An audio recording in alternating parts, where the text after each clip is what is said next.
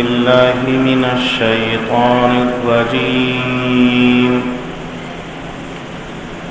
بسم الله الرحمن الرحيم.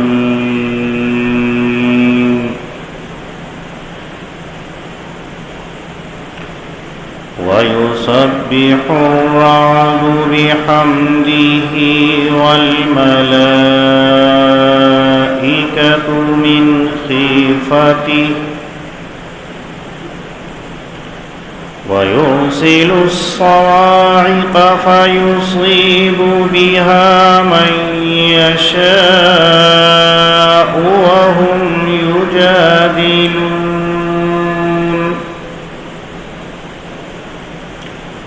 وهم يجادلون في الله وهو شديد المحال.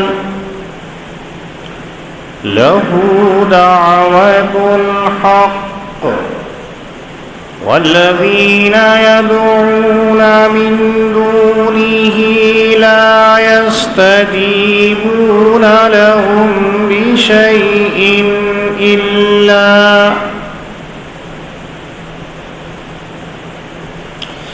إلا كباسط كفيه إلى الماء ليبلغ فاه وما هو ببالغه وما دعاء الكافرين إلا في ضلال. ولله يسجد من في السماوات والأرض طوعا وكرها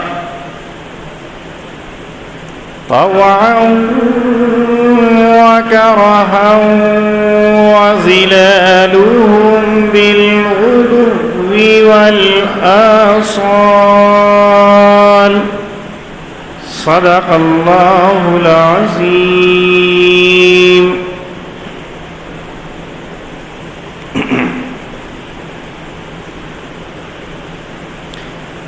سورہ رعد کے شروع سے لے کے اب تک اللہ رب العزت کی وحدانیت کو ذکر کیا جا رہا ہے.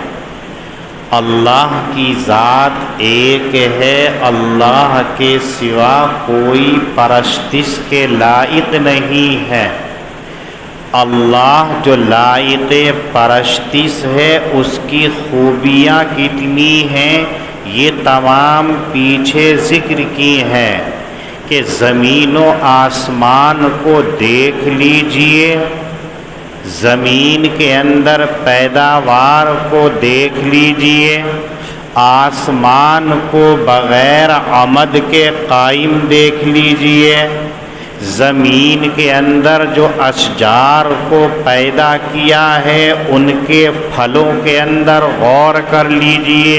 یہ تمام کی تمام چیزیں زبان حال سے پکار کر کہہ رہی ہیں کہ اللہ کی ذات ہی واحد ہے، اللہ کی ذات ہی تنہا ہے، اللہ کے مقابلے کے اندر کوئی سہیم نہیں، اللہ کا کوئی شریک نہیں، اللہ کے کوئی ہمسر نہیں ہے.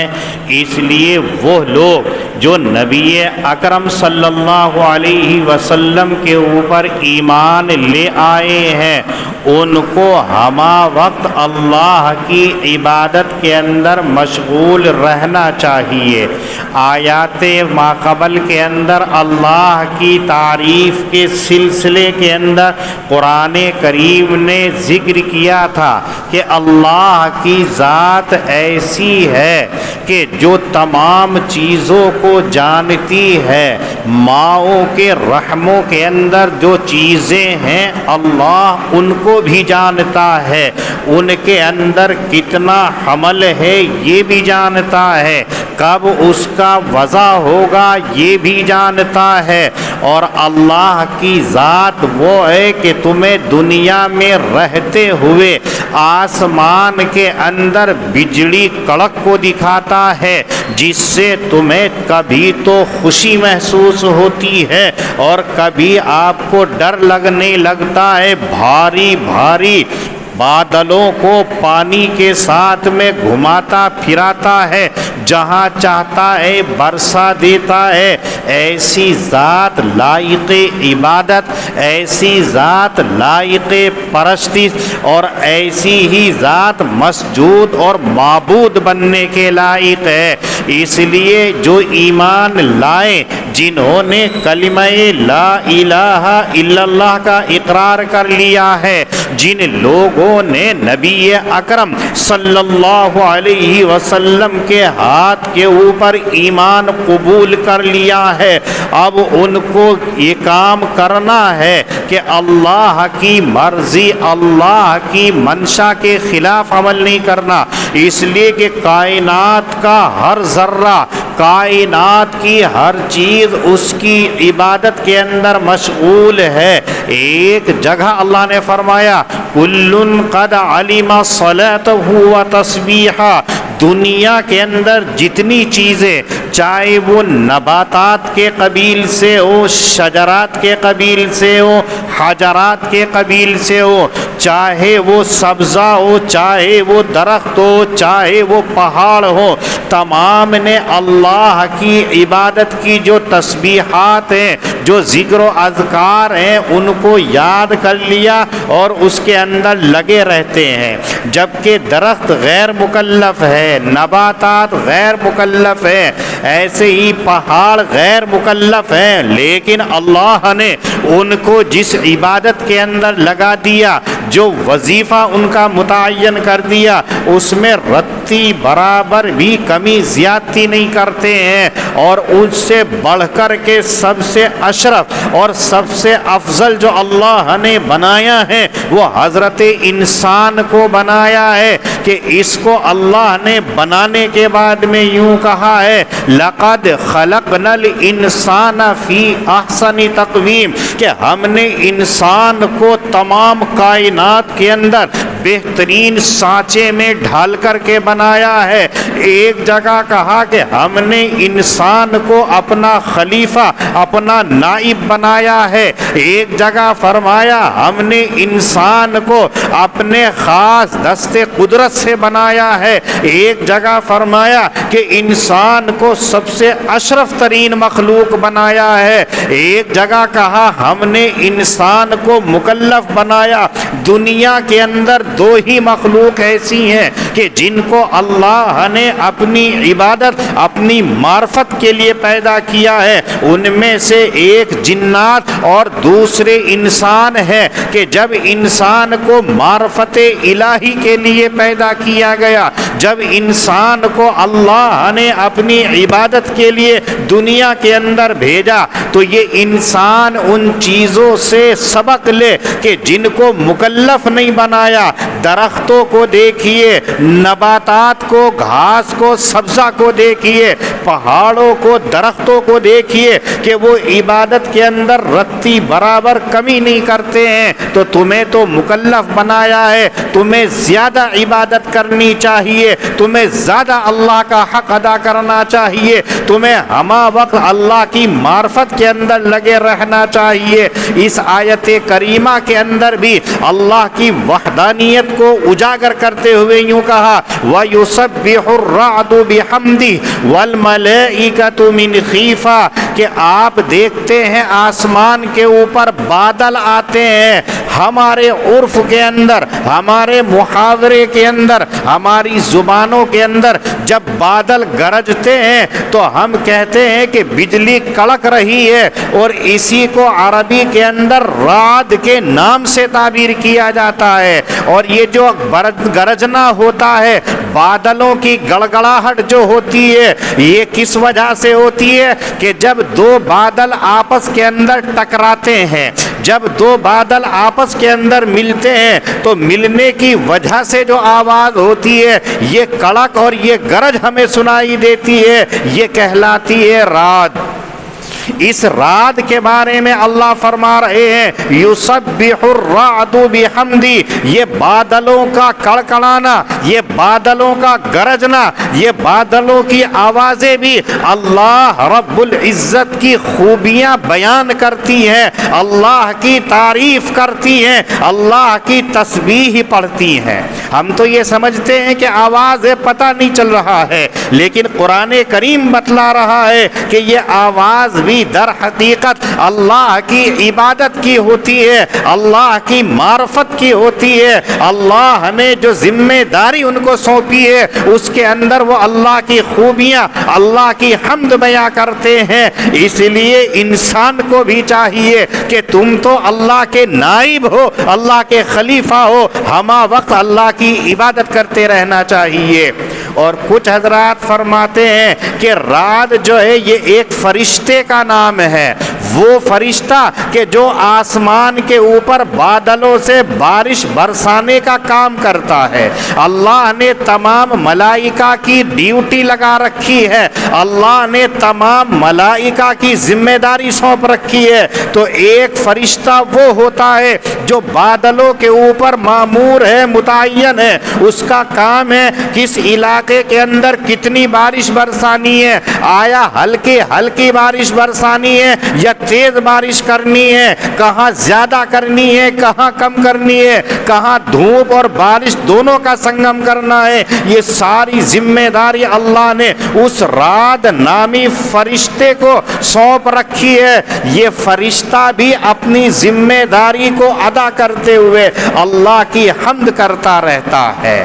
ایسا نہیں ہے کہ جیسے ہمارا کام ہے کہ ہم مکلف ہونے کے باوجود اگر کسی نے کہا چلیے نماز کے لیے، جابر بھائی اپنی دکان سے چلے، راستے میں مل گئے، چلیے نماز کے لیے، تو کیا کہتے ہیں؟ آپ کہہ رہے ہیں میری بزی لائف، آپ مسجد میں جانے کو کہہ رہے ہیں میرا کام کا وقت ہے، میری مشغولی کا وقت ہے، ہم بزی لائف کر دیتے ہیں، ہم کام کر رہے ہیں، ہم مقام میں مشغول ہیں۔ لیکن رعد نامی فرشتے کو دیکھیے کہ وہ اللہ کی ذمہ داری جو سونپ رکھی ہے وہ بخوبی انجام دیتا رہتا ہے، بارشیں برسا رہا ہے تو برسا رہا ہے، لیکن اللہ کی حمد کبھی منع نہیں کرتا ہے، اللہ کی عبادت سے سرے منہ انحراف نہیں کرتا ہے۔ اگر چاہتا تو وہ فرشتہ کہتا اے رب مجھے بارش برسانی ہے، کہاں کتنی گرانی ہے کہاں نہیں کرنی ہے،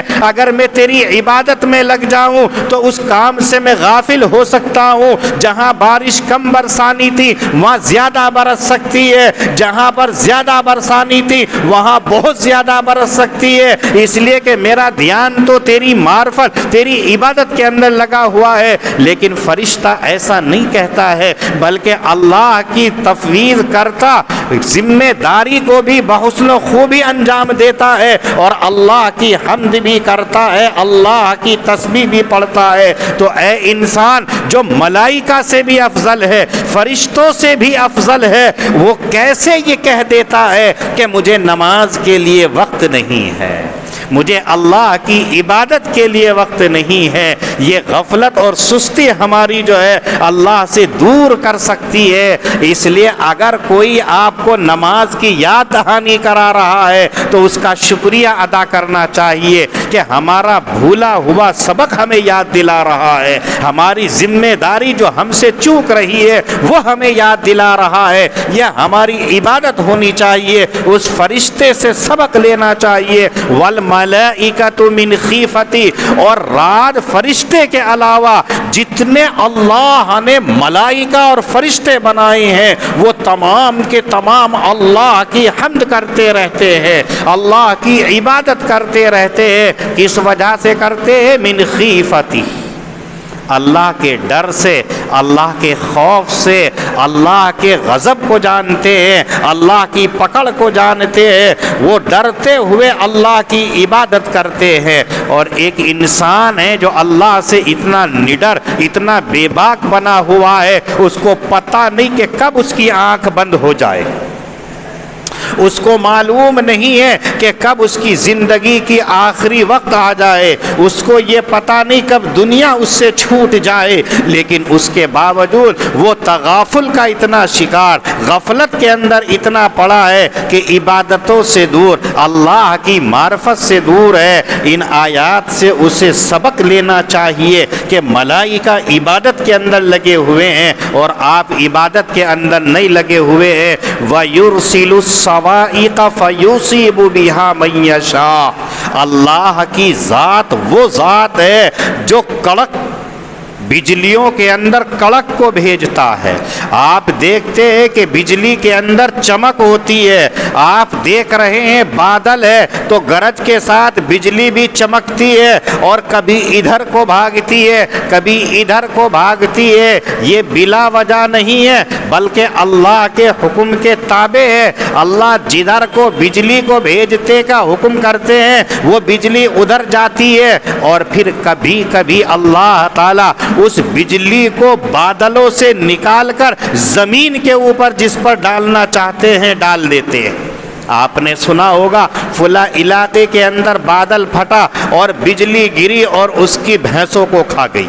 کسی انسان کے اوپر کوئی کام کر رہا تھا، باہر گھوم رہا تھا، اس کے اوپر گر گئی۔ بلا وجہ نہیں گرتی ہے، بجلی اپنا کام کرتی ہے لیکن وہ مامور من اللہ ہوتی ہے۔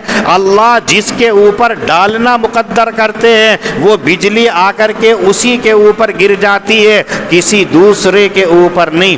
آپ نے دیکھا بھینس کو لے کر کے جا رہا ہے، بھینس کے اوپر گر گئی، وہ صحیح سلامت ہے۔ گائے کو لے کر کے جا رہا ہے، بھینس کو لے کر کے جا رہا ہے، بکری کو لے کر کے جا رہا ہے، مویشی محفوظ سلامت ہے۔ اور گوالا جو ہے جو ساتھ ساتھ ڈنڈا لے کر کے جا رہا ہے، بجلی اس کے سر پر گری، اسے ختم کر دیا۔ حالانکہ بجلی ایسی ہے کہ دور تک اس کو ختم کر دیتی، اتنی خطرناک۔ جو دنیا کی بجلی آپ دیکھتے ہیں اس سے کئی ہزار گنا سخت وہ بجلی ہوتی ہے۔ یہاں تو آپ نے دیکھا کوئی 11,000 کی لائن، کوئی 15,000 کی، کوئی 25,000 کی، کوئی 33,000 کی، اور 33,000 کی لائن، 25,000 کی لائن کے بارے میں آپ نے سنا ہوگا کوئی اس کے قریب سے بھی گزر جائے تو وہ کھینچ کر کے آدمی کو بھسم کر دیتی ہے، لیکن اس سے کئی ہزار گنا زیادہ وہ بجلی ہوتی ہے جو بادلوں کے اندر چمکتی ہے، لیکن گائے کے اوپر، بھینس کے اوپر، بکری کے اوپر تو گر جاتی ہے، برابر میں کھڑا ہوا اس کا گوالا ہے اس کے اوپر نہیں گرتی ہے، ورنہ تو اس کی تپش، اس کی کشش اتنی ہوتی ہے کہ دور تک اپنی چپیٹ میں لے لے۔ یہ اللہ رب العزت کی طرف سے ہوتی ہے کہ جس کے اوپر گرنی ہوتی ہے اسی پر گرتی ہے، کسی دوسرے کے اوپر نہیں گرتی ہے۔ یہ اللہ کے علاوہ کوئی نہیں کر سکتا ہے۔ وَهُمْ يُجَادِلُونَ فِي اللَّهِ، لیکن انسان پھر بھی اللہ کے بارے میں جھگڑا کرتے رہتے ہیں۔ کوئی اللہ کا اقرار کرتا ہے، کوئی اللہ کا انکار کرتا ہے، کوئی اللہ کو مانتا ہے، کوئی اللہ کو نہیں مانتا ہے، کوئی اللہ کو مختلف حصوں میں شمار کر کے مانتا ہے کہ اللہ 3 چیزوں میں سے ایک کے مجموعے کا نام ہے۔ یہ مختلف لوگوں نے اپنے نظریات قائم کر لیے۔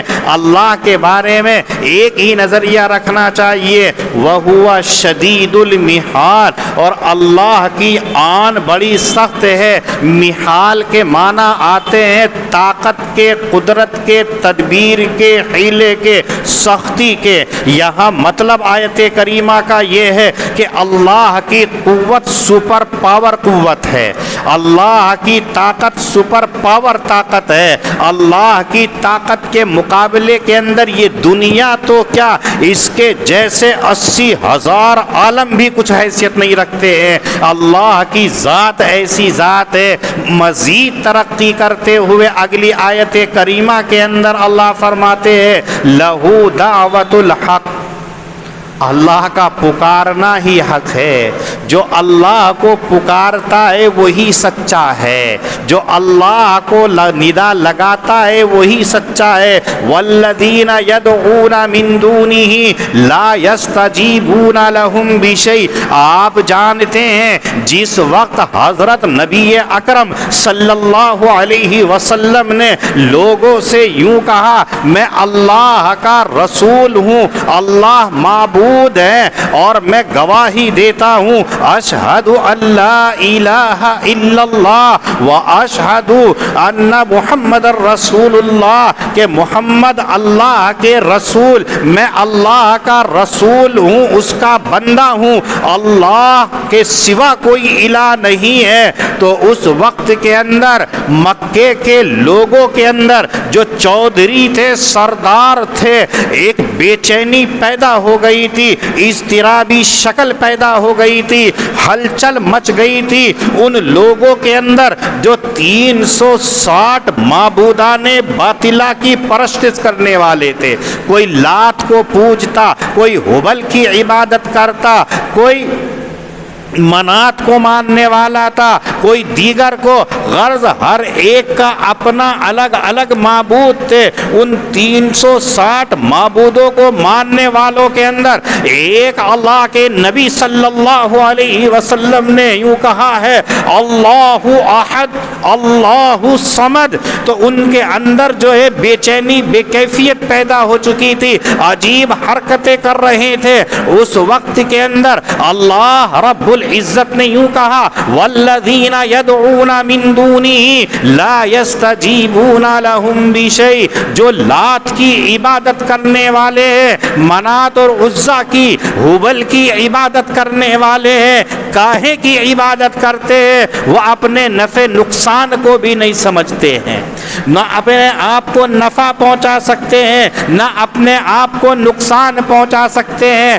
اللہ رب العزت کے ماں سوا تم جس کو پکار رہے ہو وہ تمہیں نفع نہیں دے سکتے، سوائے حال ایسا ہے ان کا کہ جیسے ایک انسان ہے، سامنے پانی رکھا ہوا ہے لیکن یہ انسان وہاں تک جا نہیں سکتا ہے، تو وہ اپنے دونوں ہاتھوں کو پھیلا دیتا ہے تاکہ پانی وہاں سے چل کر کے اس کے منہ تک آ جائے. آپ جانتے ہیں اگر آپ کے ہاتھ پانی تک نہیں پہنچ رہے ہیں تو وہ پانی اٹھ کر کے آپ کے پاس میں نہیں آئے گا. آپ کا ہاتھ پھیلانا بیکار، آپ کے ہاتھ کو دراز کرنا بیکار. آپ نے کوشش کر لی، ہاتھ کو پھیلا لیا، ہاتھ کو دراز کر لیا، پانی کو آواز لگا دی کہ آپ مجھے پانی کی پیاس ہے، مجھے میری پیاس کو بجھا دے، میری تشنگی کو دور کر دے. لیکن ساری دنیا جانتی ہے کہ اس کے ہاتھ پھیلانے کے باوجود وہ جو دور رکھا ہوا پانی ہے وہ اس کے منہ تک نہیں آ سکتا ہے. یہی حال ہے منات، لات، عزا کی پرستش کرنے والوں کا کہ ان کو بھی کچھ چیز ہاتھ آنے والی نہیں ہے. ہاں اللہ رب العزت کی ذات ایسی ہے کہ اگر تم تنہائی کے اندر بھی پکارو تو فٹاک سے سنتا ہے، آپ مجمع کے اندر بھی پکارو تو وہ بھی سنتا ہے. آپ ایسی حالت کے اندر کہ جب کوئی سننے والا نہیں ہوتا ہے اس وقت بھی سنتا ہے. امن یجیب المضطر اذا دعا ویکشف السوء. سمندر کے اندر، مجدار کے اندر کشتی ختم ہو جاتی ہے، صرف ایک پترا بچا ہوا ہے، ایک تختہ ہے، اس پر بیٹھا ہوا ہے، چہار جانب تا حد نگاہ پانی ہی پانی کا سیلاب نظر آتا ہے، بظاہر بچنے کی کوئی امید نہیں ہوتی ہے. قرآن کریم کہتا ہے امن یجیب المضطر اذا دعا. وہ کون سی ذات ہے کہ جو ایسی حالت کے اندر پکارتا ہے انسان، وہ اس کی پکار کو سنتا ہے. ویکشف السوء، اور اس کی اس پریشانی کو دور کر دیتا ہے. یہ اللہ رب العزت کی ذات ہے. اونچائی کے اوپر سے نیچے گرتا ہے. آپ جانتے ہیں جتنی اونچائی سے گرے گا اس کا بچنا ناممکن اور محال ہے. لیکن آپ خبریں پڑھنے والے ہیں, آپ نے بہت ساری ایسی خبریں پڑھی ہوں گی, بچہ اتنے اوپر سے گر گیا لیکن صحیح سلامت رہا. جس کو رکھے سائیاں. یہ ساری مثالیں ہیں کہ جس کو اللہ بچانا چاہے کوئی کچھ نہیں کر سکتا ہے. اتنے اوپر سے گرنا یقینی طور پر ہلاک ہونا ہے, لیکن اللہ کی ذات اس سے بچا لیتی ہے. حضرت یوسف علیہ السلام کا واقعہ دیکھا, سونے دیجئے. ایک آدھ مقتدی تو ایسا بھی ہو جو حالت نوم کے اندر بھی سننے والا ہو. سب جاگنے والے ہوں گے تو پھر کیا حال ہوگا. ایک آدھ کو آرام بھی کرنے دیا کیجئے. تو حضرت یوسف علیہ السلام کو آپ نے دیکھا, بھائیوں نے رسی کاٹ دی, کنویں کے اندر گر رہے ہیں, لیکن اللہ کو بچانا مقصود ہے تو آپ کو بچا لیا گیا ہے, محفوظ کر لیا. یہ اللہ کی ذات ہے, کوئی دنیا کی ایسی طاقت نہیں ہے. آگے یوں کہا, وَمَا دُعَاءُ الْكَافِرِينَ إِلَّا فِي ضَلَالٍ. اللہ کے علاوہ جتنے اور لوگ ہیں جن کو پکار رہے ہیں سوائے گمراہی کے کچھ نہیں ہیں.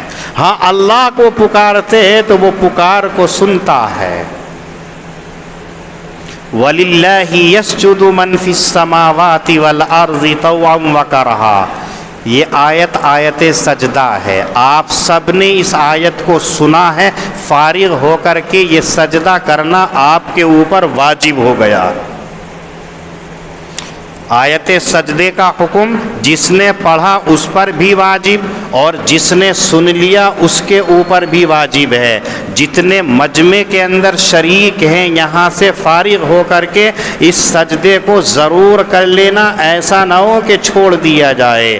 اس لیے کہ اللہ نے یہ آیت سجدہ نازل کر کے لوگوں کو یہ پیغام دیا ہے کہ ہمہ وقت اپنی پیشانی رب کریم کے سامنے جھکی ہوئی ہونی چاہیے. جب بھی اللہ کا حکم آ جائے اپنی پیشانی کو خم کر دینا چاہیے. آیت سجدہ کے اندر اللہ تعالیٰ کہتے ہیں, اے انسانوں, جتنی چیزیں آسمانوں کے اندر ہیں, جتنی چیزیں زمینوں کے اندر ہیں, یہ تمام کی تمام اللہ کے لیے سجدہ ریز رہتی ہیں, سب کی سب سجدہ کرتی ہیں. اور یہی نہیں, وَظِلَالُهُمْ, ان کی پرچھائی تک بھی اللہ کے لیے سجدہ کرتی ہیں. بِالْغُدُوِّ وَالْآصَالِ, صبح کے وقت میں بھی اور شام کے وقت میں بھی. یہاں بِالْغُدُوِّ وَالْآصَالِ جو اللہ رب العزت نے فرمایا ہے, یہ مطلب نہیں ہے کہ بس دو ہی وقت کے اندر کرتے ہیں.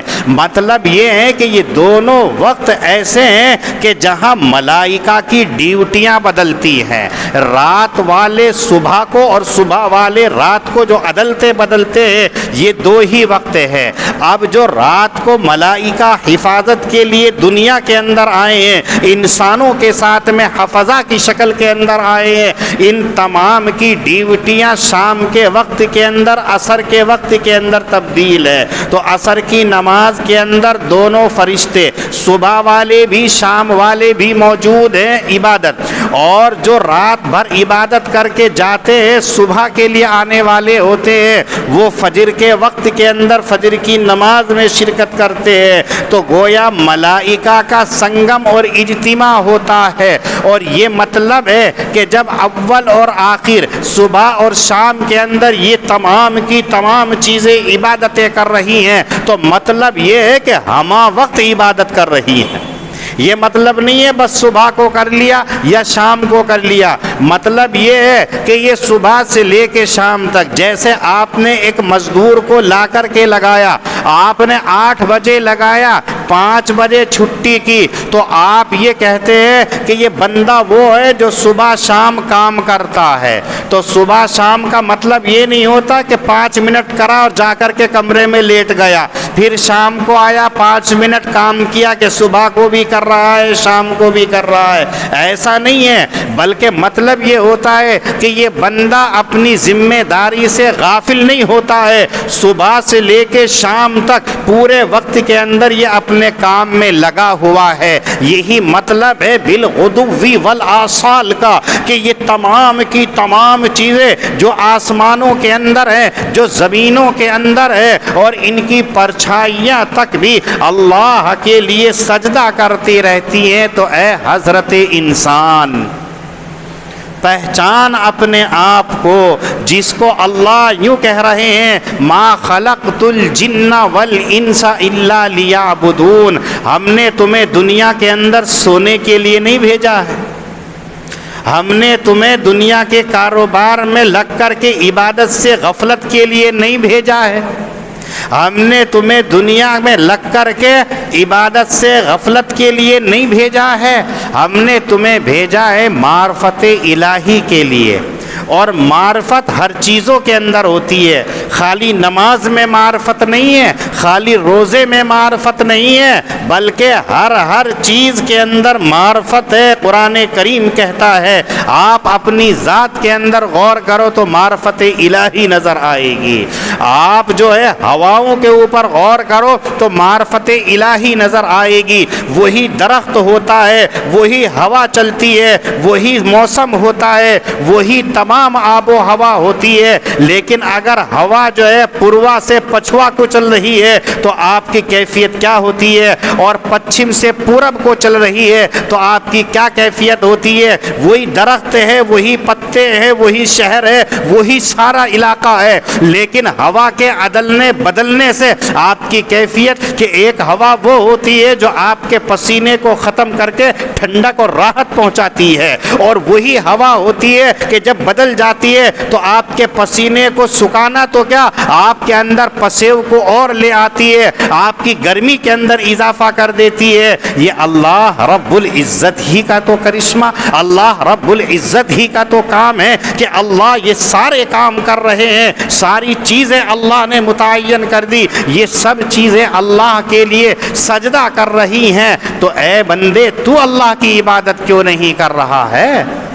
تیرے لیے ساری چیز بنائی گئی ہیں، دنیا کو تیرے لیے بنایا گیا، جنت جہنم کو تیرے لیے بنایا گیا، زمین و آسمان کو تیرے لیے سجایا گیا، دن کا اجالا رات کی تاریکی آپ کے لیے بنائی گئی. یہ تمام چیزیں تیرے لیے بنائی گئی، اور تیرا کام صرف اتنا ہے کہ اللہ کی معرفت کو حاصل کر لے. اس سے بھی غافل ہو کر کے بیٹھ گیا، اس سے بھی دوری بنا لی تو نے. تو کیسا نادان ہے، کیسا اللہ کا بندہ ہے، کیسے اللہ کو نہیں پہچانتا. ایک کم عقل موٹی عقل والا بھی جانتا ہے کہ اپنے آقا کی عبادت کرے، اپنے مالک کا کہنا مانے. اللہ رب العزت کی کتنی نعمتیں ہیں، کتنے احسانات ہیں، کتنی نوازشات ہیں، دنیا کے اندر کوئی انسان شمار کرنا چاہے تو نہیں کر سکتا ہے. اللہ نے خود قرآن کریم کے اندر اعلان کر دیا وَإِن تَعُدُّوا نِعْمَةَ اللَّهِ لَا تُحْصُوهَا. اگر تم اللہ کی نعمتوں کو گننا چاہو، کاؤنٹنگ کرنا چاہو، اگر شمار کرنا چاہو تو نہیں شمار کر سکتے ہو. اتنی نعمتیں تمہیں دی ہے، اور تمہارا کام کیا ہے؟ دن میں 5 مرتبہ اللہ کے گھر میں آ کر کے سجدہ ریز ہو جاؤ، اس کے لیے بھی نہیں آتے ہیں. مسجد ویران پڑی ہے، مسجد خالی ہے، کتنا بڑا آپ کا محلہ ہے اہل ایمان کا، لیکن فجر کے اندر 2 صف کے علاوہ تیسری صف نظر نہیں آئے گی. عصر ظہر کے اندر وہ بھی غائب ہو جائے گی. کہاں چلے جاتے ہیں اہل ایمان؟ کہاں چلے جاتے ہیں مومن؟ کہاں چلے جاتے ہیں اللہ کے بندے؟ کیا اللہ کا ڈر ختم ہو گیا؟ اللہ کا خوف ختم ہو گیا ہے؟ نہیں، اللہ کا ڈر اپنے دل کے اندر سنبھالو. یہ تمام اللہ کی عبادتیں کر رہی ہیں تو آپ کا کام تو اس سے زیادہ ہے عبادت کرنے کا. وَيُسَبِّحُ الرَّعْدُ بِحَمْدِهِ وَالْمَلَائِكَةُ مِنْ خِیفَةٍ. پڑھتا ہے کڑک بجلیاں، رات اس کی خوبیاں، اور تمام فرشتے اللہ کے خوف سے، وَيُرْسِلُ الصَّوَاعِقَ اور بھیجتا ہے بجلیوں کو، فَيُصِيبُ بِهَا مَن يَشَاءُ پھر ڈال دیتا ہے اس کو جس پر چاہتا ہے، وَهُمْ يُجَادِلُونَ فِي اللَّهِ اور یہ لوگ اللہ کے سلسلے میں جھگڑتے ہیں، وَهُوَ شَدِيدُ الْمِحَالِ حالانکہ اس کی آن سخت ہے، لَهُ دَعْوَةُ الْحَقِّ اس کا پکارنا سچ ہے، وَالَّذِينَ يَدْعُونَ مِن دُونِهِ وہ جن کو کہ یہ پکارتے ہیں اللہ کے علاوہ، لا یستجیبون لہم بشیء وہ ان کو کچھ نفع نہیں پہنچا سکتے سوائے اس کے جیسا کہ کسی نے اپنے دونوں ہاتھوں کو پھیلا لیا پانی کی طرف تاکہ پانی اس کے منہ تک پہنچ جائے، وما ہوا ببالغی لیکن وہ پانی اس کے منہ تک نہیں پہنچ پائے گا، وما دعاء الکافرین الا فی ضلال اور منکرین کا پکارنا صرف گمراہی ہے، وَلِلَّهِ يَسْجُدُ مَن فِي السَّمَاوَاتِ وَالْأَرْضِ اور اللہ ہی کے لیے سجدہ کرتے ہیں وہ جو آسمانوں کے اندر ہیں اور جو زمینوں کے اندر ہیں، خوشی سے اور زور سے، وَظِلَالُهُمْ اور ان کی پرچھائیاں بھی سجدہ کرتی ہیں، بِالْغُدُوِّ وَالْآصَالِ صبح کو بھی اور شام کو بھی۔ اللہ پاک ہم سب کو دین کی صحیح سمجھ عطا فرمائے، وآخر دعوانا ان الحمد للہ رب العالمین۔